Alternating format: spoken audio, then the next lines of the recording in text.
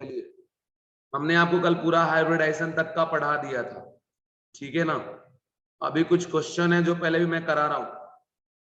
एक क्वेश्चन है बेटा जेई मेंस में आया हुआ, जो कि कल क्लास में बताए थे। जेई मेन एग्जाम में आया हुआ है। ये जो क्वेश्चन है वो है कि square planar complex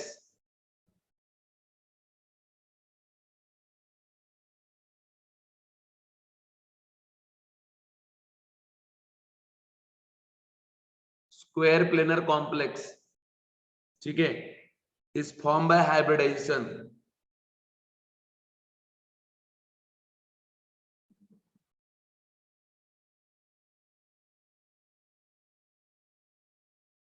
formed by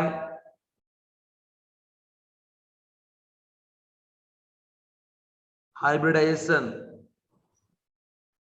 of which type of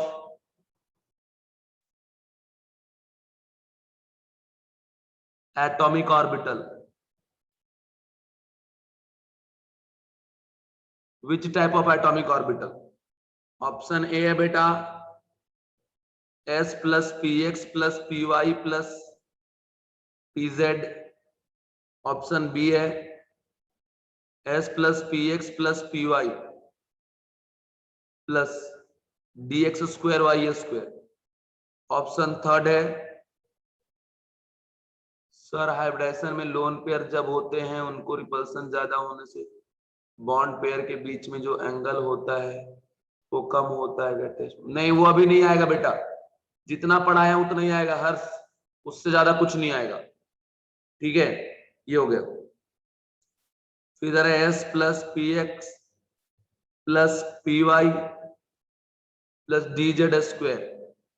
option four है बेटे s plus p x plus p y और प्लस डी एक्स वाई। तो ये है, ये जो आप देख रहे हो, इनमें अगर आप देखिए तो आपको बताया था स्क्वायर प्लेनर कब बनता है, ऐसा कब बनता है बेटा, जब इसका हाइब्रिडाइजेशन क्या होगा DsP2, और DsP2 में कौन से D का हम यूज करते हैं dx स्क्वायर वाई स्क्वायर का, s p x p y और dx स्क्वायर वाई स्क्वायर। ये हो जाएगा इसका आंसर, ठीक है। इस तरीके से आपको करना है सॉल्व। नेक्स्ट क्वेश्चन आप जरा देखिए, ये जो क्वेश्चन है ये भी क्वेश्चन आपका जेई में आया हुआ क्वेश्चन है। बेटा मुझे अच्छा नहीं लग रहा है यार, आधा घंटा मेरा लेक्चर खराब हो गया बाबू, मुझे बहुत बुरा लग रहा है यार। अब बोल रहा है कि बोरिक एसिड में बोरॉन एंड ऑक्सीजन का हाइब्रिडाइजेशन क्या होगा, है ना। ऑप्शन ए है sp3 and sp2। Option b है sp2 and sp3। Option C है sp2 and sp2। Option D है sp3 एंड sp2। ये चार ऑप्शन है। देखो बोरिक एसिड क्या होता है बेटा, याद रखना formula H3BO3 is called boric acid, boric acid, और इसका स्ट्रक्चर होता है BOH OH OH ऐसा। सबसे पहले हम बोरॉन का हाइब्रिडाइजेशन निकालेंगे, फिर हम ऑक्सीजन का हाइब्रिडाइजेशन निकालेंगे। बोरॉन के वैलेंस शेल में 3 इलेक्ट्रॉन है, 3 में 3 इधर बॉन्डिंग में यूज हो गया, है ना। तो ये एक बॉन्ड है, ये दूसरा बॉन्ड और ये तीसरा बॉन्ड। यहाँ सिग्मा बॉन्ड है 3, लोन पेयर है 0, तो क्या बेटा 3। तो हाइब्रिडाइजेशन क्या हो जाएगा sp2, और ऑक्सीजन के वैलेंस शेल में होता है ना 6 इलेक्ट्रॉन, 6 में 2 चला गया बॉन्डिंग में, बच गया 4। This is lone pair 1, this is lone pair 2, तो 2 लोन पेयर और 2 सिग्मा बॉन्ड, ये क्या हो गया sp3। ये हो गया sp3 हाइब्रिडाइज्ड और ये हो गया बेटा sp2 हाइब्रिडाइज्ड।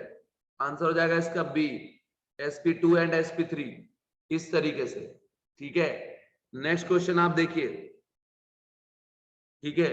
क्वेश्चन पूछ रहा, सुनो, ये क्वेश्चन बेटा जेई में आया हुआ है 2004 में, ठीक है। अब ये क्वेश्चन देखिए, बोल रहा है कि द मैक्सिमम एंगल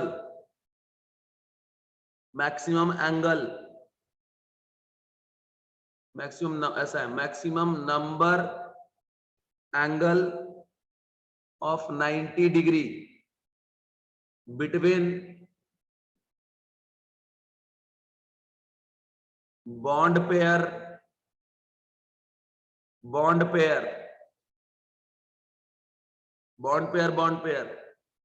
ठीक है, इलेक्ट्रॉन आर ऑब्जर्व इन,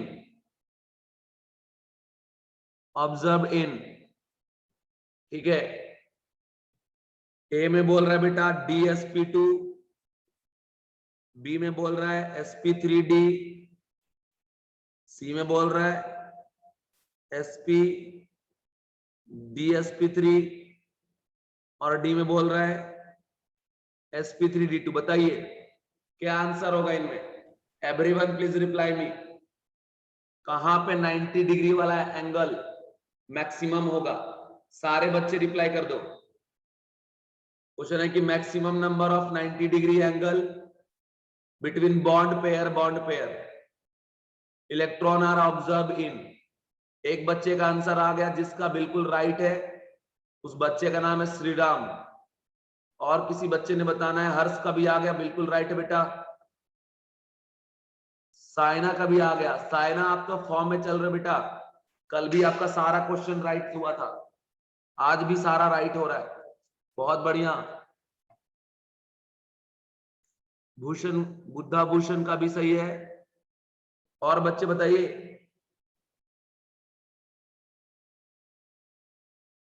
चलो बहुत सही जवाब बेटा। DsP2 में ऐसा होता है ना, यहां से 90 डिग्री, पर 90 डिग्री वाला 1 2 3 4 ही होता है। sp3d में जब जाओगे ऐसा रफ डायग्राम बना लिया करो। ये 90 90 90, ऊपर से 3 और नीचे से 3 कितना हो गया? 6 हो गया। DsP3 में भी ऐसा ही कुछ बेटा, ऐसा 90 90 90, ऊपर से 3 नीचे से 3 कितना हो गया? 6 हो गया। पर sp3d2 में जब जाओगे ऐसा है, ये 90 90 90 90, प्लेन में 4, प्लेन के ऊपर से 4, प्लेन के नीचे से 4, 4 4 4 कितना हो गया बेटे? 12 हो गया मेरे प्यारे बच्चों, है ना। इसलिए आंसर क्या हो जाएगा इसका? sp3d2। ऐसा क्वेश्चन पूछता है जेई वाला केमिकल बॉन्डिंग चैप्टर से। नेक्स्ट आप देखिए, नेक्स्ट आपको मैं बता दूं, नेक्स्ट कंसेप्ट को आप जरा देखें और समझें। क्वेश्चन बोल रहा है कि हाइब्रिडाइजेशन, ये भी क्वेश्चन आया है बेटा जेई में, नीट में, है ना, सारे फॉर्मेट में आ चुका है। Hybridization of orbital, hybridization of orbital, hybridization of orbital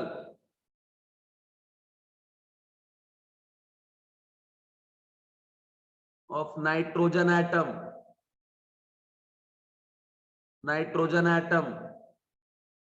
in NO3 minus NO2 plus और बेटा NH4 प्लस, ऐसा, ठीक है। तो ये जो तरीका है यहाँ पे, इसके हिसाब से आपने करना है रिप्लाई। हाइब्रिडाइजेशन पूछ रहा है ऑर्बिटल का नाइट्रोजन एटम में इन NO3 माइनस NO2 प्लस और NH4 प्लस, तो डायरेक्ट ही निकालो, ऑप्शन को छोड़ देते हैं। पहले NO3 माइनस कैसे बनेगा बताए थे बेटा, N डबल बॉन्ड हो, निगेटिव चार्ज, कोऑर्डिनेट बॉन्ड, ऐसा। इसको आप बिहेव करेंगे एज ए सिग्मा बॉन्ड, तो 1 2 3 हाइब्रिडेशन हो जाएगा बेटा sp2। NO2 में N डबल बॉन्ड हो, है ना, कोऑर्डिनेट बॉन्ड हो, और यहां आ गया पॉजिटिव चार्ज। कोई लोन पेयर नहीं है मेरे बालकों एंड बालिकाओं, तो यहाँ पे 1 सिग्मा बॉन्ड है इधर, 1 सिग्मा बॉन्ड है इधर, 1 + 1 2 हो गया, हाइब्रिडाइजेशन sp हो गया।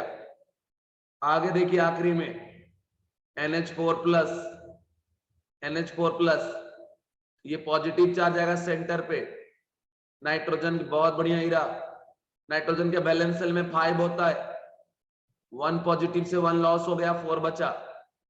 अब इधर से ये 3 आ गया और 1 इधर से आ गया, 1 2 3 4, तो ये 4 सिग्मा बॉन्ड है ना, लोन पेयर 0 है, 4 + 0 4 ही बच गया ना बेटा। हाइब्रिडेशन क्या हो गया, sp3 हो गया बस। तो ये क्वेश्चन आया एग्जाम में, ठीक है। ऐसे क्वेश्चन है बहुत सारे बेटा, और कोई टेंशन लेने वाली बात है नहीं। और अभी आपको आगे दिखाता हूं क्वेश्चन, एक क्वेश्चन और है। क्वेश्चन बोल रहा है formation of molecule,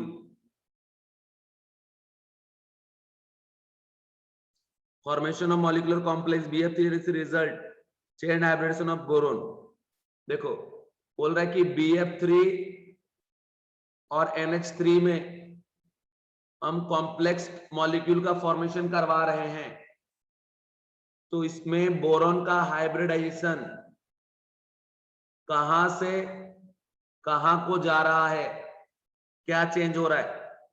option a from sp2 sp3 to sp3d, option b from sp2 to dsp2, option 3 sp3 to sp2, option 4 sp2 to sp3।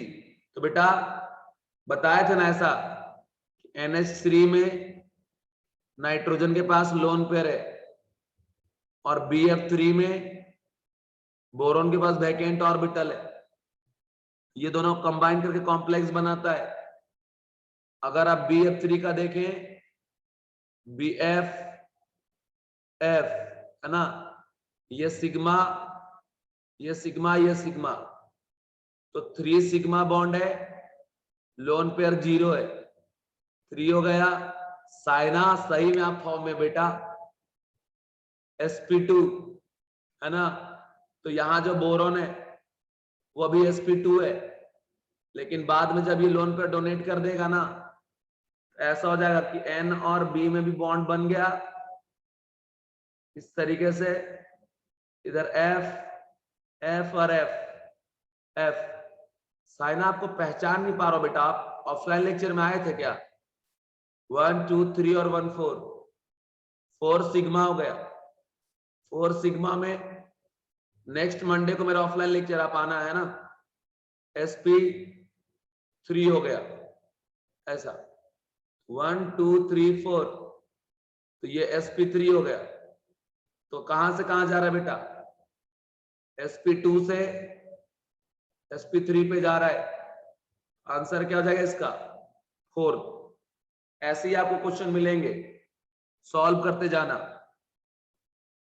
अब आगे देखिए, नेक्स्ट आपको लेके जा रहा हूं, ये क्वेश्चन समझ में आ गया सभी को, very important question, this is PYQ question from JEE and NEET.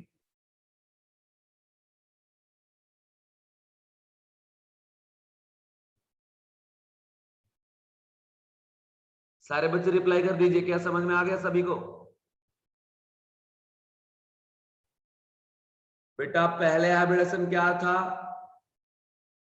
और बाद में क्या हो गया, पहले था इसका sp2, बाद में एक और बॉन्ड बन गया ना कोऑर्डिनेट वाला, इसीलिए एक और हाइब्रिडेशन आ जाएगा जिसको हम क्या बोलेंगे, sp3 बोलेंगे, है ना। एक sp2 है, दूसरा क्या है sp3, बस। चलिए नेक्स्ट क्वेश्चन है बेटे, ये क्वेश्चन आप सॉल्व करो, XeO4 मॉलिक्यूल इज टेट्राहेड्रल,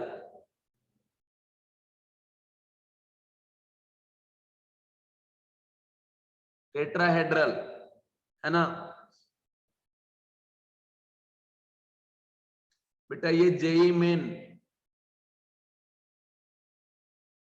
2013 में आया है,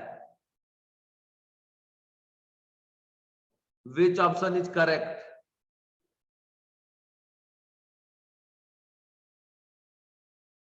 Two p pi d pi bond, p pi d pi bond, 4 p pi d pi bond, 1 p pi d pi bond, 4 है 3 p pi d pi bond।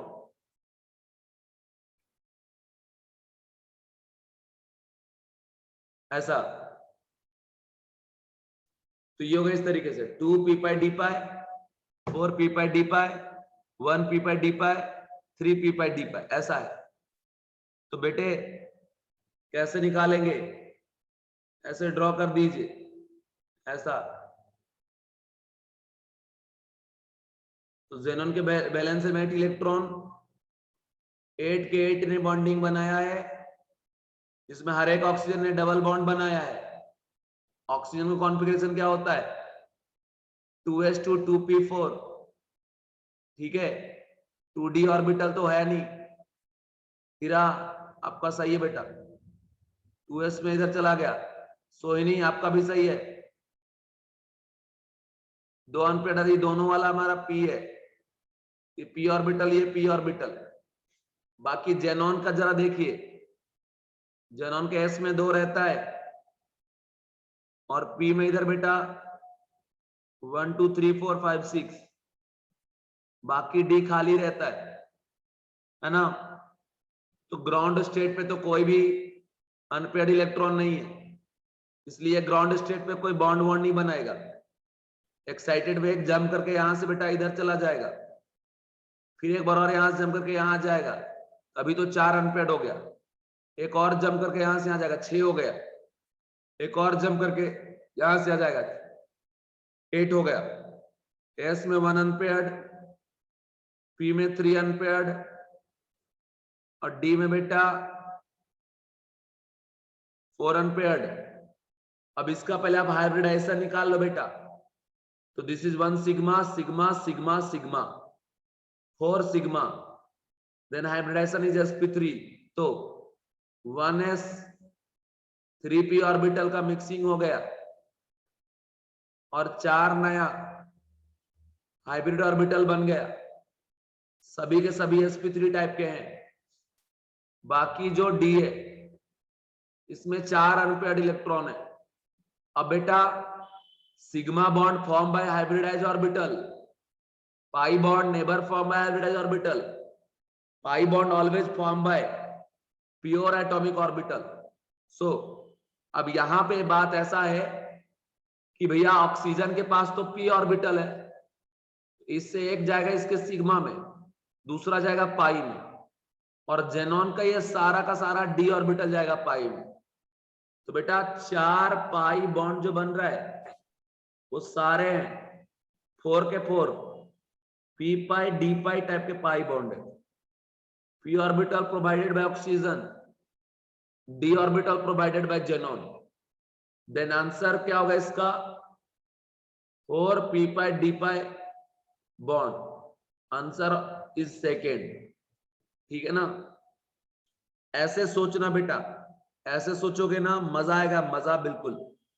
अब एक question और पूछ रहा हूं, इसका जवाब आप सारे बच्चे देना। क्वेश्चन है which has trigonal bipyramidal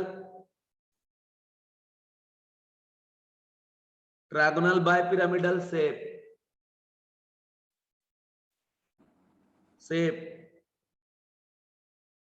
first है XeOF4, सेकेंड है XeO3, थर्ड है XeO3F2, 4 है XeOF2। चलिए बालकों जरा बताइए कौन होगा आंसर इसमें?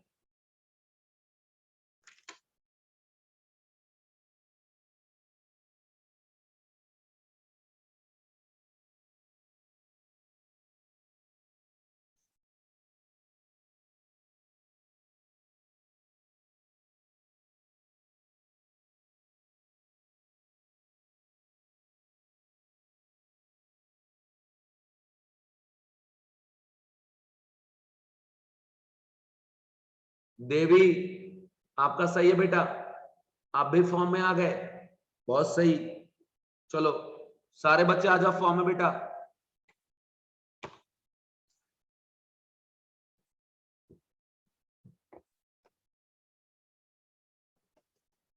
साइना वापस आपका सही है। दृष्टि थोड़ा सा मिस्टेक हो गया बेटे। चलो यहां देखो XgO F4, XgO F F F F। अब देखो यहां पे अगर आप देखेंगे तो ज़ेनॉन के पास होता है 8 इलेक्ट्रॉन, 4 to 6 और 2 इधर चला गया 8, ये आ गया भैया XgO3, XgO O O, ऐसा। ये भी नहीं होगा बेटा, ये दोनों में कोई भी नहीं होंगे। ये देखो XgO O XgO O O O O F F। देखिए 1 2 3 4 5 6 7 8, 8 का 8 इलेक्ट्रॉन इसका यूज हो गया। ये मिलकर ट्रायंगल बना लिया, एक ट्रायंगल के ऊपर दूसरा नीचे, क्या हो गया ट्रायंगल बाय पिरामिडल। आंसर क्या हो जाएगा बच्चों, आंसर हो जाएगा XgO3F2, ठीक है ना। ऐसे ड्रॉ करके आपको देखना है। नेक्स्ट क्वेश्चन आप जरा देखिए, ये सारे क्वेश्चन जेई मेंस के, ये वाला क्वेश्चन था बेटा जेई मेंस 2013 का ही। अब बोला नंबर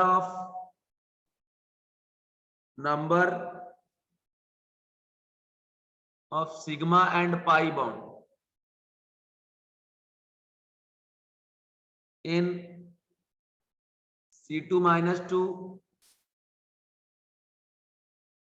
ठीक है। ये ऐसे देगा CaC2। देखो बेटा C2-2 दे दिया तो अच्छी बात है, और नहीं तो टूटेगा Ca+2 C2-2, ऐसा इस तरीके से, ये जो तरीका है।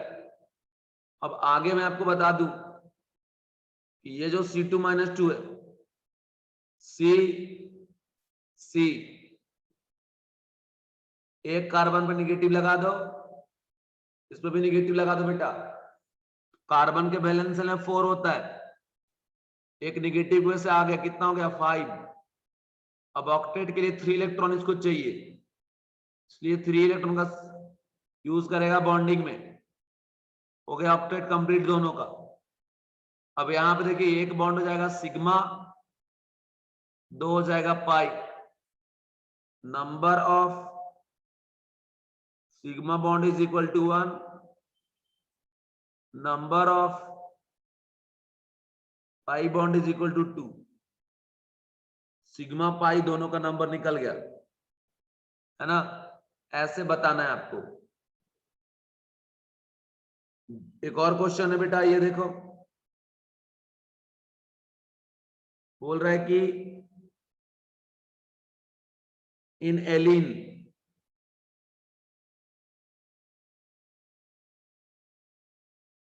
C3H4 the type of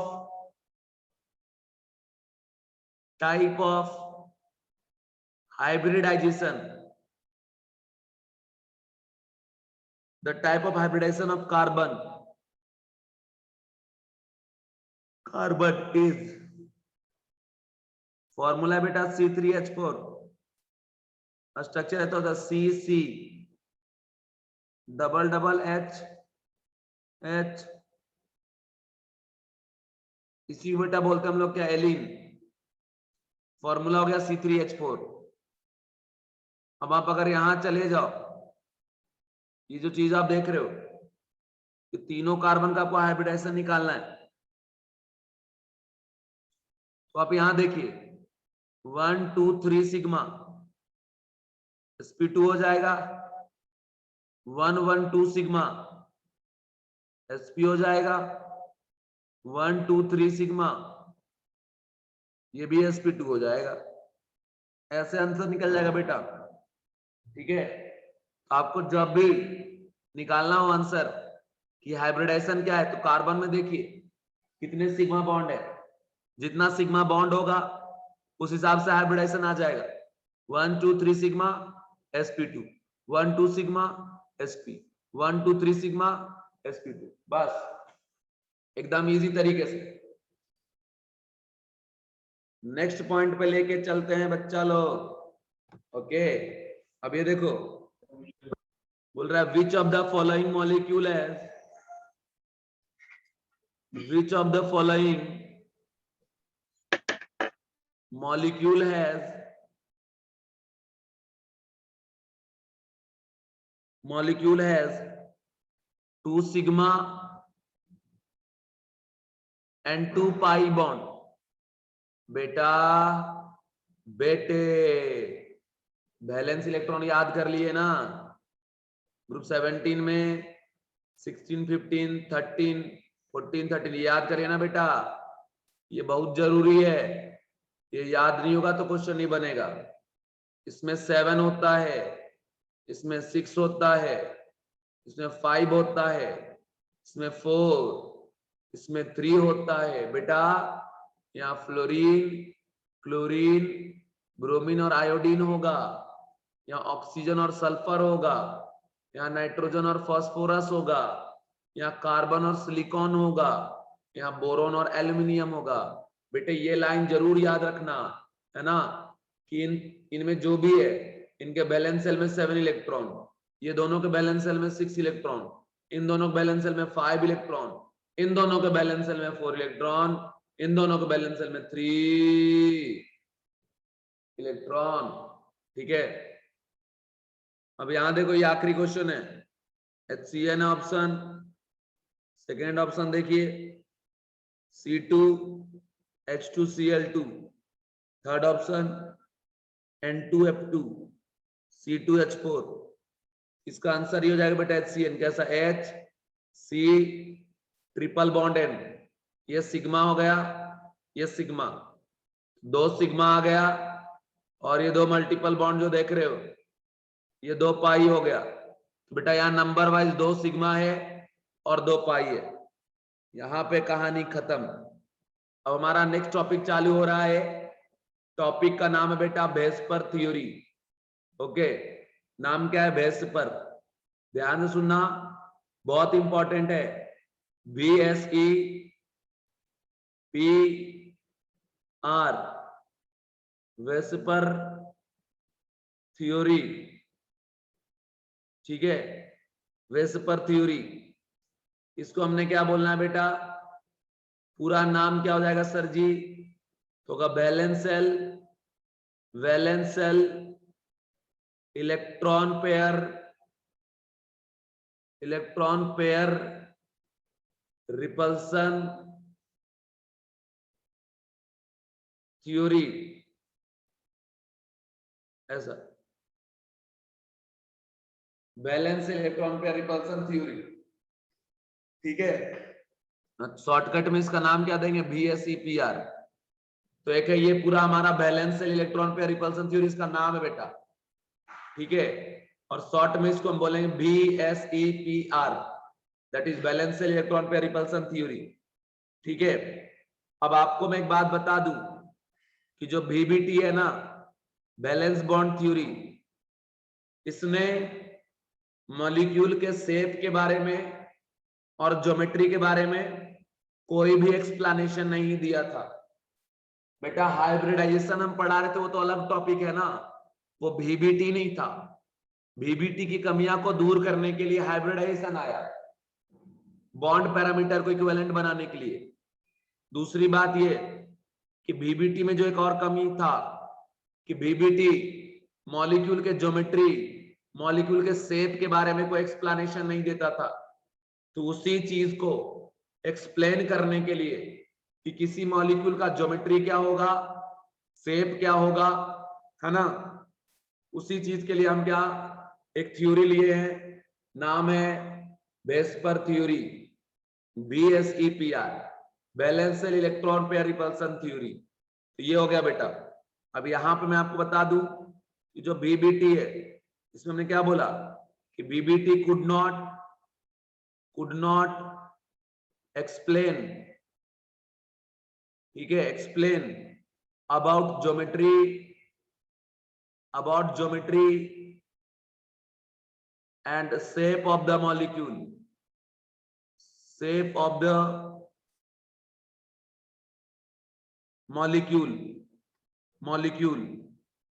and to decide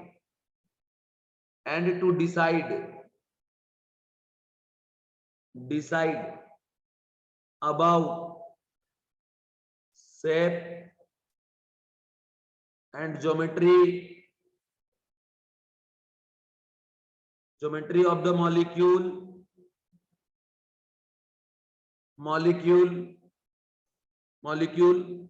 Vesper theory, VSEPR theory is given, ये चीज है हमारा। ऐसा है, अगर आप डिसाइड करना चाहते हो शेप और ज्योमेट्री के बारे में, तो कंसेप्ट ये है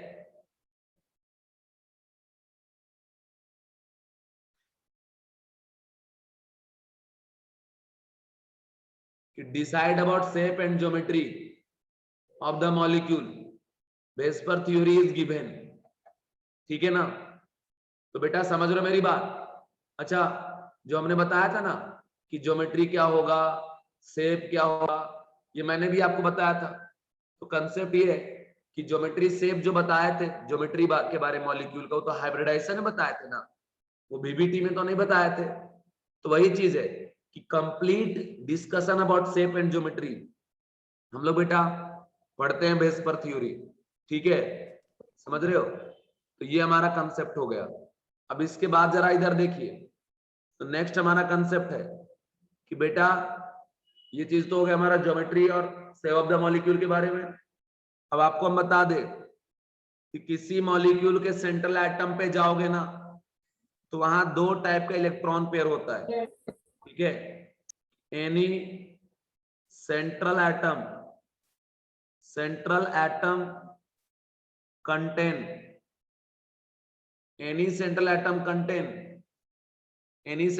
contain two type of electron pair. Any central atom contain in its valence shell two type of electron pair.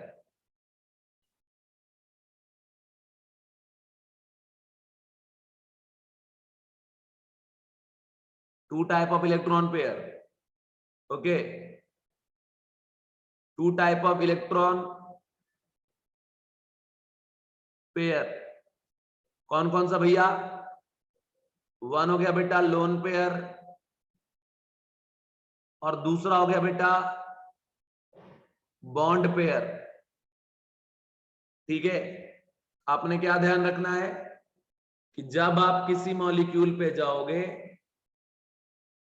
उस मॉलिक्यूल में जो सेंट्रल एटम है इसमें दो टाइप का इलेक्ट्रॉन पेयर होता है, ठीक है ना। एक हो गया हमारा लोन पेयर और दूसरा हो गया हमारा बॉन्ड पेयर। अब व्हाट इज लोन पेयर बेटा हमने बता चुका है, व्हाट इज बॉन्ड पेयर ये भी बताया हूं। आपने ध्यान रखना है अनशेयर्ड इलेक्ट्रॉन पेयर, है ना। सेंट्रल एटम पे जो अनशेयर्ड इलेक्ट्रॉन पेयर होते हैं इसको हम लोन पेयर के नाम से जानते हैं बच्चों। किस नाम से जानते हैं? लोन पेयर, ये तो बता ही दिया हूं। और बेटा बिटवीन टू एटम जो बॉन्ड बनता है ना, हर बॉन्ड में दो इलेक्ट्रॉन की यूज होती है। ये जो दो इलेक्ट्रॉन आप देख रहे हो this is called bond pair electron, bond pair electron. तो ये हमारा एक तो हमारा हो गया लोन पेयर, दूसरा हो गया हमारा बॉन्ड पेयर। हमेशा याद रखिएगा कोई भी सेंट्रल एटम में जब आप जाएंगे तो 2 टाइप की इलेक्ट्रॉन पेयर मिलने की पॉसिबिलिटी है। First one is bond pair and second is loan pair. Bond pair, lone pair,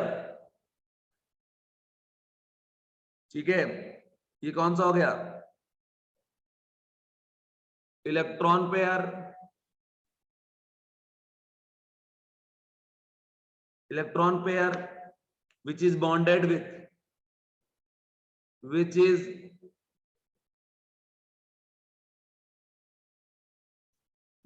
with other atom। ये हो गया हमारा बॉन्ड पेयर। लोन पेयर में कौन सा हो बेटा? Electron pair,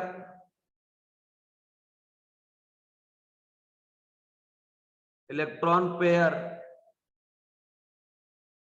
which is present only on, which is present only on central atom, जो सिर्फ सेंट्रल एटम में प्रेजेंट रहेगा, है ना, उसी को लोन पेयर कहेंगे।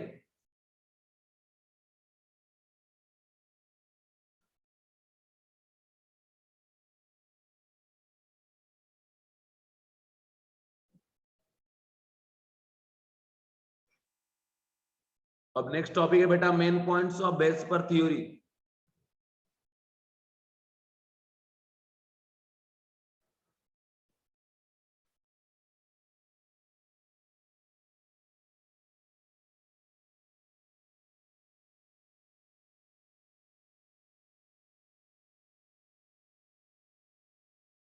Main point of VSEPR theory. अभी बेटा ये मेन पॉइंट है क्या बेस्पर थ्योरी का, है ना, ये बात है main point of VSEPR theory. सबसे पहले एक बात बता दूं, तो आप ध्यान रखना कि किसी भी मॉलिक्यूल में जो सेंट्रल एटम के ऊपर इलेक्ट्रॉन पेयर है वो खुद को ऐसे अरेंज करेगा 3D में ताकि उनके बीच का रिपल्सन क्या हो? मिनिमम हो। अगर रिपल्सन मिनिमम होगा तो स्टेबिलिटी भी बेटा मैक्सिमम होगा, ठीक है ना। तो जो इलेक्ट्रॉन पेयर है वो खुद को ऐसे अरेंज करेगा 3D में, ठीक है, जहां पे भैया रिपल्सन बिल्कुल क्या हो जाए? मिनिमम, ठीक है ना। कंसेप्ट है यहां पे कि electron pair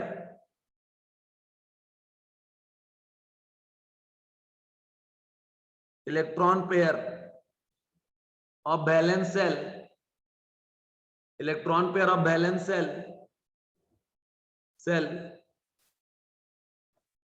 will try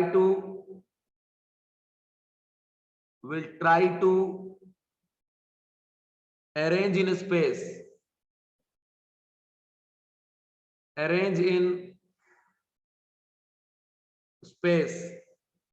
will try to arrange in space in such a way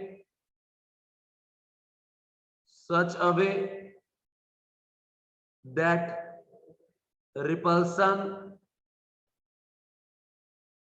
between them is minimum। अच्छा, ये सारी बातें हमने आपको हाइब्रिडाइजेशन में बोला था, लेकिन बेटा वो हम एक्स्ट्रा पॉइंट बताए थे। हाइब्रिडाइजेशन ने कोई ज्योमेट्री के बारे में नहीं बताया था, है ना। बेस्पर थ्योरी पूरा डिटेल बताता है ज्योमेट्री के बारे में, valence shell electron pair repulsion theory, okay ना। अब इसका जो मेन पॉइंट है क्या क्या भैया? सबसे पहली बात ये कि इलेक्ट्रॉन पेयर जो है वैलेंस सेल का, वो खुद को ऐसे अरेंज करता है स्पेस में ताकि उसके बीच का जो रिपल्सन है ना वो बिल्कुल क्या हो जाए बेटा? मिनिमम हो जाए, मिनिमम। बात समझ रहे हो? मिनिमम, और कुछ नहीं, ठीक है। ये बात आप ध्यान रखना।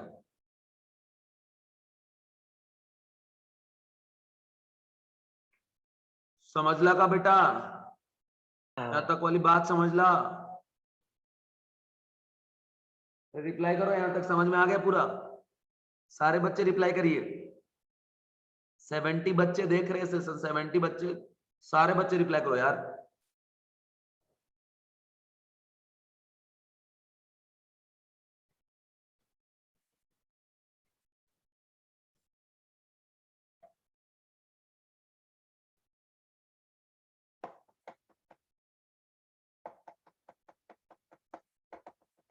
आगे चलिए, आगे चलते हैं। बेटा एक बात समझ लो कि जो ज्योमेट्री है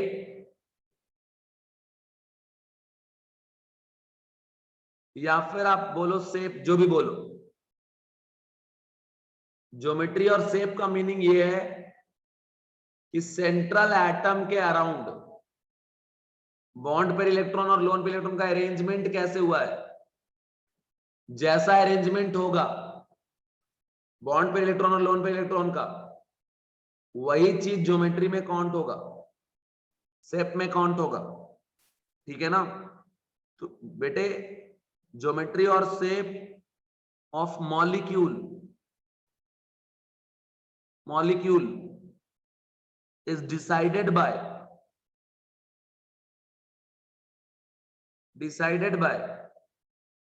number of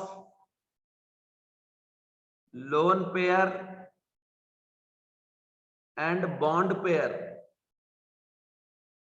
कौन सा बॉन्ड बेटा, तो सिग्मा बॉन्ड। ज्योमेट्री में पार्टिसिपेट करता है सिग्मा बॉन्ड, क्योंकि बेटा लोन पेयर भी हाइब्रिड ऑर्बिटल में रहता है और सिग्मा बॉन्ड भी हाइब्रिड ऑर्बिटल से बनता है। But pi bond will form by pure P और बी टल। समझ लगा। तो ये हो गया भैया, पाई बॉन्ड बनता है प्योर पी ऑर्बिटल से, इसलिए जो पाई बॉन्ड है ना सो पार्टिसिपेट नहीं करता ज्योमेट्री में। कौन पार्टिसिपेट करेगा, तो बॉन्ड पेयर में सिग्मा बॉन्ड और लोन पेयर। ये चीज आप ध्यान रखें, ऐसी बात है यहाँ की, इसको आप ध्यान रखें। तो बेटा ये चीज हम लोग देखते हैं कि number of bond pair and lone pair available with central atom से ही डिसाइड होता है क्या, ज्योमेट्री और शेप ऑफ द मॉलिक्यूल। बात समझ में आ गया। बेटा ज्योमेट्री में और शेप में क्या डिफरेंस है ना, हम बताएंगे आपको, चिंता ना करना, हम बताएंगे बिल्कुल आपको कि what is meaning of geometry and shape, है ना। पर आप इतना ही जान लो बेटा, ज्योमेट्री हो या शेप हो, जो भी सेंट्रल एटम में बॉन्ड पेयर और लोन पेयर हैं उन्हीं को हम रीअरेंज करते हैं 3D में, और उस रीअरेंजमेंट का ही जैसा फिर नेट स्ट्रक्चर दिखता है वही हमारा शेप में काउंट होता है। तो ये चीज हो गया हमारा, ये बात हो गया हमारा। चलिए आगे बढ़ते हैं जरा। ज्योमेट्री और शेप तो हो गया। अब बेटा सुन लो मेरी बात, कोई मॉलिक्यूल है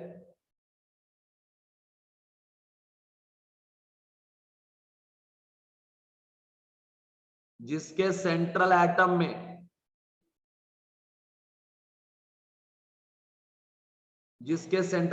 पे लोन पेयर प्रेजेंट नहीं है। समझ लो मेरी बात, ऐसा मॉलिक्यूल हमने लिया जिसके सेंट्रल एटम पे लोन पेयर अवेलेबल नहीं है, ऐसे मॉलिक्यूल के ज्योमेट्री को हम रेगुलर बोलेंगे या तो हम इसको सिमेट्रिकल बोलेंगे। क्या कहा हमने, ध्यान से सुनिएगा।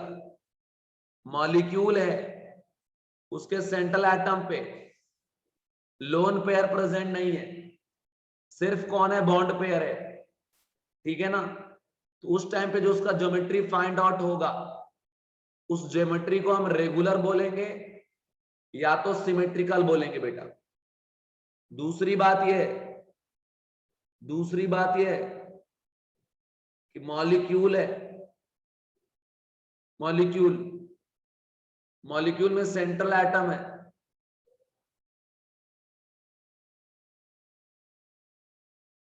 Central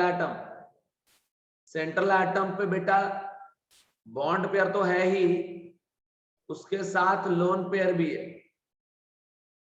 lone pair. तो बेटा ऐसे मॉलिक्यूल जिनके सेंट्रल एटम में बॉन्ड पेयर के साथ साथ लोन पेयर हो, और ऐसे सिचुएशन में जाने के बाद जब आप ज्योमेट्री फाइंड आउट करोगे, इस ज्योमेट्री को हम अनसिमेट्रिकल और इर्रेगुलर बोलते हैं। ठीक है, मॉलिक्यूल में सेंट्रल एटम है, उसमें लोन पेयर भी है बॉन्ड पेयर के साथ, तो ऐसे केस को अनसिमेट्रिकल और इर्रेगुलर ज्योमेट्री बोलेंगे।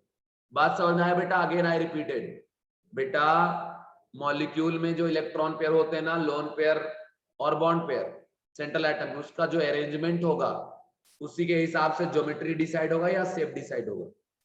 ऐसा मॉलिक्यूल जिसके सेंट्रल एटम पे लोन पेयर नहीं है, सिर्फ बॉन्ड पेयर है, उसका जो ज्योमेट्री निकलता है ना, उस ज्योमेट्री को हम रेगुलर बोलते हैं और सिमेट्रिकल बोलते हैं। लेकिन अगर मॉलिक्यूल आपने लिया और सेंट्रल एटम में बेटा लोन पेयर है और बॉन्ड पेयर भी है, तो लोन पेयर के साथ साथ बॉन्ड पेयर है, ऐसे कंडीशन में जो भी ज्योमेट्री डेवलप होगा, उस ज्योमेट्री को हम अनसिमेट्रिकल बोलेंगे और इरेगुलर बोलेंगे। तो यहाँ पे वही कंसेप्ट बेटा कि central atom contain only bond pair electron, then its shape will be regular और सिमेट्रिक। ठीक है, but if contain both lone pair and bond pair, then its shape will be distorted, irregular और unsymmetrical, है ना? Distorted भी बोलते हैं। ठीक है, तो ये डिस्टॉर्टेड हो गया बेटा। ठीक है, समझ रहे हो? बात समझ में आ रहा है? तो ये चीज हो गया बेटा। अब आगे जरा चलिए जाइए, आगे बात बताता हूं। जैसे मान लो ये कोई एटम है ए, एटम ए का न्यूक्लियस होगा बेटा, और ये कोई एटम है बी, इस एटम बी का भी न्यूक्लियस होगा। ठीक है ना? और जब इनके बीच में बॉन्ड बन रहा है ऐसा, मतलब बॉन्ड पर इलेक्ट्रॉन का हम यूज करे होंगे बेटा, यहां बॉन्ड बन रहा है, मतलब हम बॉन्ड पर इलेक्ट्रॉन का यूज करे होंगे। अब बेटा ये जो दो इलेक्ट्रॉन देख रहे हो, ये नेगेटिव चार्ज पार्टिकल है, तो नेगेटिव चार्ज पार्टिकल के पॉजिटिव चार्ज इधर से होल्ड करके रखा हुआ है। ठीक है, इस तरीके से। तो यहां हम आपको समझाना ये चाह रहे हैं कि electron pair which involve in bond formation is under the influence of two nuclei, nuclei A and nuclei B, okay na, is under the influence of two nuclei, nuclei A में भी है और B में भी है, दोनों में है। ठीक है,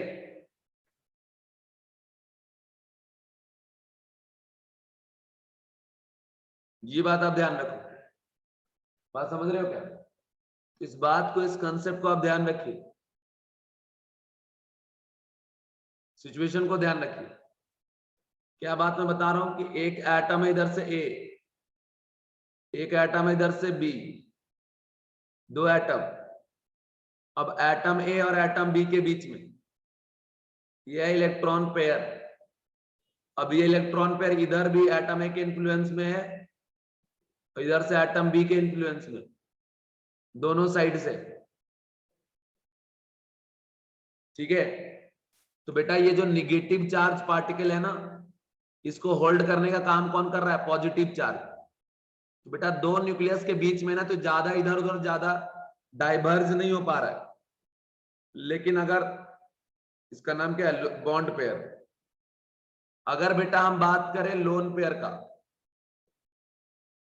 लोन पेयर का इलेक्ट्रॉन क्लाउड कुछ इस तरीके से जाता है, बोलोगे सर क्यों? कि लोन पेयर को सिर्फ एक ही न्यूक्लियस होल्ड कर रखा है, एटम ए का न्यूक्लियस इसको इधर से अच्छे से होल्ड तो किया है, लेकिन ये दूर जाने के बाद ज्यादा डाइवर्ज हो गया, मतलब ज्यादा स्पेस ऑक्यूपाई कर लिया। क्यों बेटा? क्योंकि यहां इलेक्ट्रॉन पेयर को ना दो पॉजिटिव चार्ज ने होल्ड करके रखा हुआ है, और यहां पे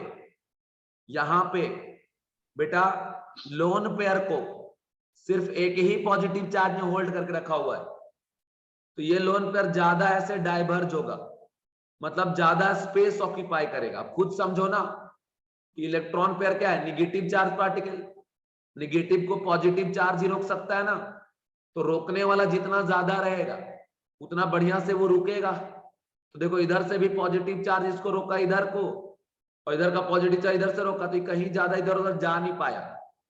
लेकिन लोन पेयर को बेटा इसमें भी दो इलेक्ट्रॉन है और इसको एक ही पॉजिटिव चार्ज ने होल्ड कर रखा है। ये पॉजिटिव चार्ज बहुत अच्छे से इस इलेक्ट्रॉन पेयर को होल्ड नहीं कर पाया, तो ये इस तरीके से डाइवर्ज हो गया। अब बेटा आपसे अगर मैं पूछूं कि बताओ एटम ए में लोन पेयर भी है और इधर से बॉन्ड पेयर भी है, बताइए ज्यादा स्पेस कौन ऑक्यूपाई कर रखा है, लोन पेयर बेटा या bond pair? Give me answer please everyone. Which electron pair occupy more space around central atom, lone pair और bond pair?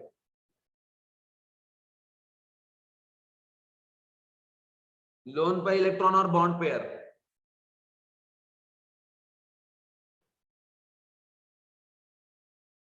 Yes very good, very good बेटा। देखो लोन पेयर ज्यादा स्पेस ऑक्यूपाई कर रखा है ना।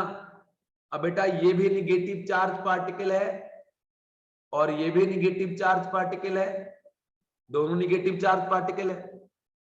अब बेटा एक बात बताओ, एक लोन पेयर और लोन पेयर आ जाएगा सामने सामने, इनके बीच में क्या होगा? रिपल्सन होगा या अट्रैक्शन होगा? बेटा होगा रिपल्सन, ठीक है ना, क्योंकि ये भी निगेटिव चार्ज पार्टिकल है, ये भी निगेटिव चार्ज है।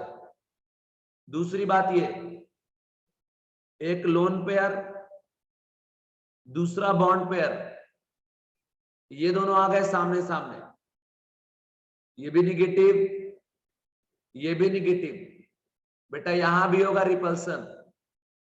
हमारा क्वेश्चन आपसे ये है कि बताओ मेरे बच्चों रिपल्सन ज्यादा कहां होगा, लोन पेयर में या लोन पेयर बॉन्ड पेयर में? आप खुद यहां से देख के देखिए जरा, यहां जरा देख के समझिए कौन ज्यादा रिपल्सन करेगा, लोन पेयर या loan pair bond pair? Give me answer please everyone.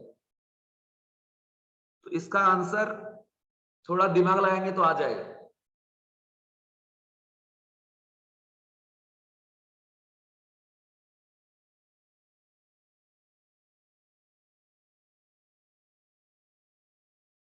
कौन करेगा ज्यादा रिपल्सन?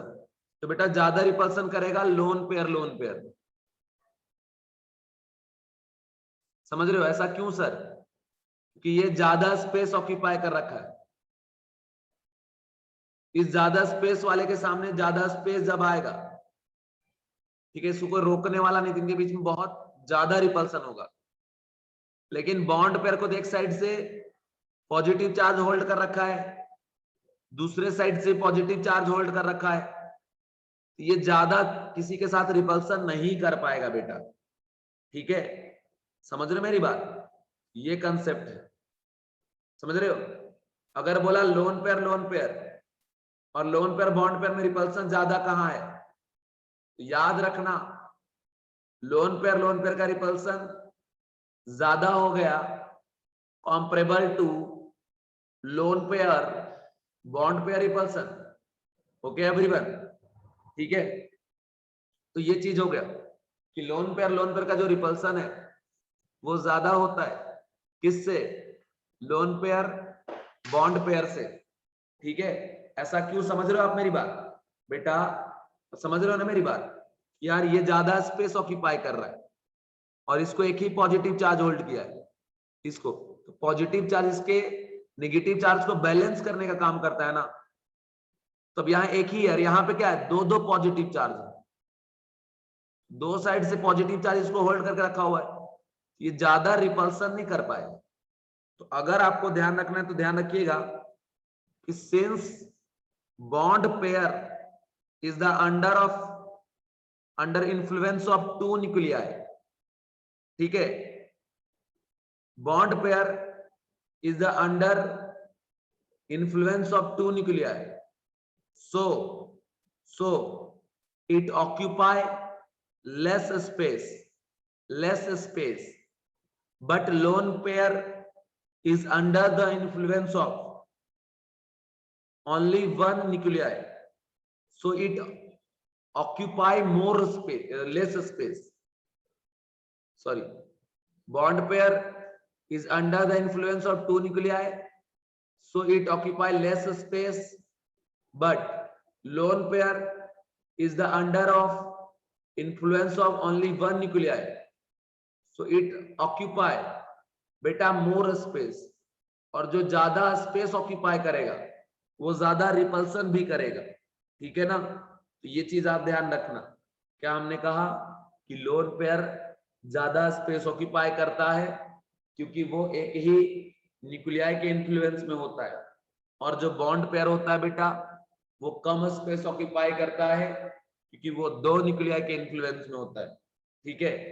अब यहां आपसे पूछा जाए order of repulsion, order of repulsion, lone pair lone pair, lone pair bond pair, और बेटा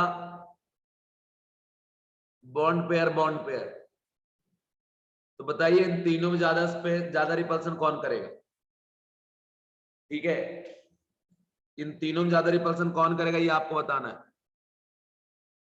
देखो खुद भी समझो बेटा, खुद भी जरा समझने की कोशिश करिए कि जैसे लोन पेयर जो है ना वो ज्यादा स्पेस ऑक्यूपाई कर रहा है, लोन पेयर क्या कर रहा है, ज्यादा स्पेस ऑक्यूपाई कर रहा है, तो ज्यादा के सामने ज्यादा अगर इलेक्ट्रॉन डेंसिटी दिखेगा तो रिपल्सन क्या होगा, ज्यादा। लेकिन अगर एक इलेक्ट्रॉन डेंसिटी दिख रहा है ज्यादा, दूसरे साइड दिख रहा है कम, क्यों भाई, तो उसको पॉजिटिव चार्ज बैलेंस कर रखा है ना दो साइड से, ठीक है, तो रिपल्सन भी क्या करेगा, कम। समझ रहे हो बात, समझ रहे हो कि नहीं। तो ये चीज हो गया बेटा, और पढ़ाने का मन कर रहा है यार, क्या करूं, अभी तो तुमको जाना भी है ना बेटा।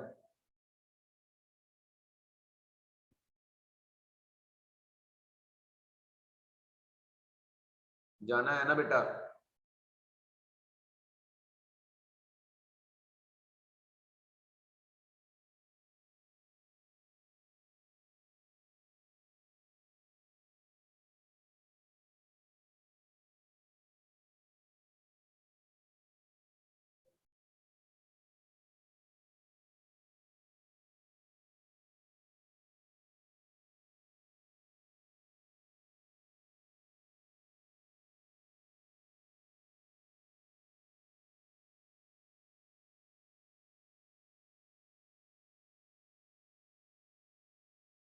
बोलो, तो यहां पे आप जरा देखिए, यहां पे सबसे ज्यादा रिपल्सन होगा, उसके बाद सेकेंड में लोन पेयर बॉन्ड पेयर, और सबसे कम होगा बॉन्ड पेयर, ठीक है। तो ये चीज हो गया, लोन पेयर का रिपल्सन मैक्सिमम है इधर, ठीक है, और इधर सेकेंड नंबर पे और ये थर्ड, ठीक है। तो दोनों ज्यादा स्पेस ऑक्यूपाई, जैसे ऐसा दिख रहा है, ऐसा और ऐसा, दोनों ज्यादा स्पेस ऑक्यूपाई, यहाँ का रिपल्सन भी क्या होगा, ज्यादा। अगर एक है आपका ऐसा लोन पेयर और दूसरा है ऐसा बॉन्ड पेयर, ये ज्यादा स्पेस ये कम स्पेस, यहाँ रिपल्सन थोड़ा कम होगा, एक ऐसा कम, ऐसा भी कम, कम कम है तो रिपल्सन भी क्या होगा बेटा, कम होगा। सबसे ज्यादा रिपल्सन यहाँ, सबसे कम यहाँ, ऐसा हो गया। ठीक है, अब आज की लेक्चर यही ओवर करते बेटा। टेक केयर एवरीवन, अच्छे से टेस्ट देना। बाय बाय बच्चों, बच्चों bye bye bye bye bye बेटे।